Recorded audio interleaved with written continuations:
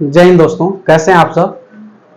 पिछले क्लासेस में हमने पढ़ा था कि राष्ट्रपति की न्यायिक शक्ति या राष्ट्रपति की क्षमादान की शक्ति आर्टिकल 72।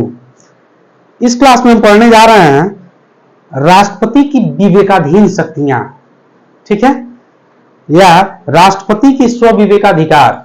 ठीक है, देखिए बहुत पिछले क्लासेस में हमने पढ़ा था कि वास्तव में क्या राष्ट्रपति एक रबर स्टैंप है या रबर स्टैंप की भांति कार्य करते हैं, या एक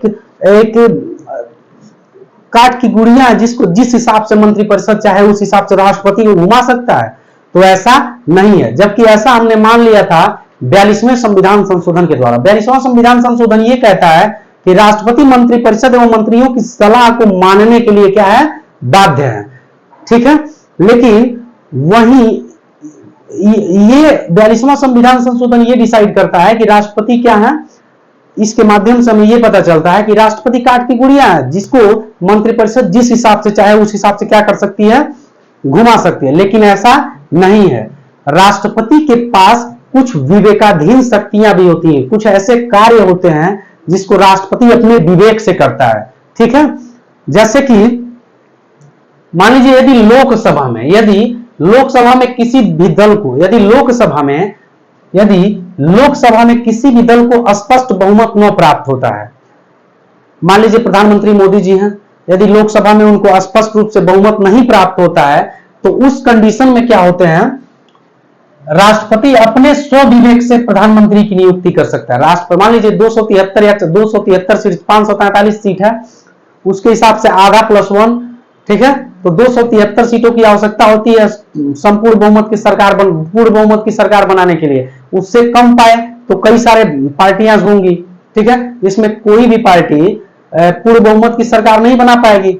उस परिस्थिति में क्या होगा, यदि दल को स्पष्ट बहुमत न प्राप्त होता है तो राष्ट्रपति स्वविवेक से प्रधानमंत्री के अपने विवेक से प्रधानमंत्री की नियुक्ति कर सकता है जिसे चाहे। ठीक है, उसके बाद यदि कोई सरकार लोकसभा में अपना बहुमत खो दे, यदि मान लीजिए आज मोदी जी की सरकार है, यदि मोदी जी की सरकार क्या करती है, मोदी जी लोकसभा में अपना बहुमत खो देते हैं, मतलब इनके कुछ सांसद कूद करके कांग्रेस में चले जाते हैं या सपा में चले जाते हैं, ठीक है, तो इनकी सरकार क्या हो जाएगी, गिर जाएगी मोदी जी की। जब मोदी जी की सरकार गिर जाएगी तो उस परिस्थिति में राष्ट्रपति ऐसी सरकार की सलाह पर लोकसभा का विघटन करने के लिए बाध्य नहीं है। तो अगर मान लीजिए मोदी जी की सरकार गिर जाती है और मोदी जी राष्ट्रपति से कहते हैं ऐसा आप लोकसभा का विघटन कर दीजिए, मतलब लोकसभा को विघटित कर दीजिए, तो राष्ट्रपति जो है कि प्रधानमंत्री की ऐसे सलाह को मानने के लिए बाध्य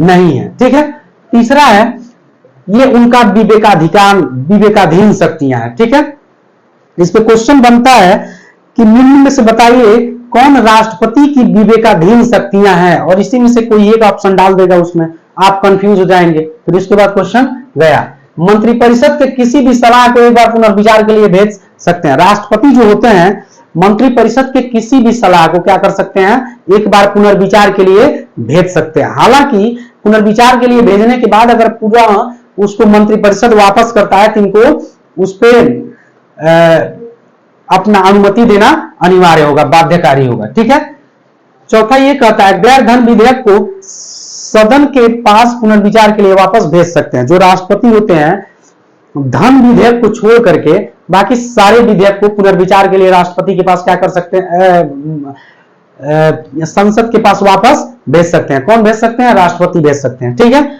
उसके बाद साधारण विधेयक पर पॉकेट वीटो का प्रयोग कर सकते हैं। यह उनका स्वविवेक अधिकार है, उनके विवेकाधिकार है। ठीक है, उनका विवेकाधीन शक्ति है कि वह साधारण विधेयक पर पॉकेट वीटो का प्रयोग कर सकते हैं। कौन, राष्ट्रपति। ठीक है, ये रहा राष्ट्रपति की विवेकाधीन शक्तियां। इसके बाद हम पढ़ेंगे राष्ट्रपति की आपातकालीन शक्तियां। ठीक है, नेक्स्ट क्लास में। Thank you.